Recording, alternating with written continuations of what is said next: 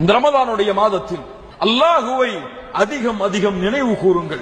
அல்லாஹ்வுடைய தூதர் ஸல்லல்லாஹு அலைஹி வஸல்லம் சொன்னார்கள், ஒரு அமலை அறிவிக்கட்டுமா, அது உங்களுடைய உள்ளத்தை பரிசுத்தப்படுத்தும், அல்லாஹ்விடத்திலே உங்களுடைய அந்தஸ்தை உயர்த்தும். தங்கம் வெள்ளிகளை அல்லாஹ்வுடைய பாதையில் செலவழிப்பதை விடவும் சிறந்தது அது. ஏன், எதிரிகளுக்கு எதிராக போர்க்களத்தில் போர் செய்வதை விடவும் சிறந்தது அது. அந்த அமலை உங்களுக்கு அறிவிக்கட்டுமா? சஹாபாக்கள் என்ன சொல்வார்கள்? வேண்டாம் என்று சொல்வார்களா?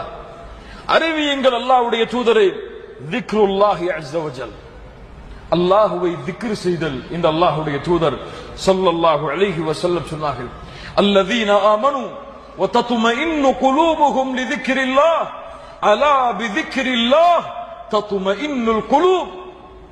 ஈமான் கொண்டவர்களுடைய உள்ளம் அல்லாஹ்வின் நினைவால் சாந்தி பெறும்.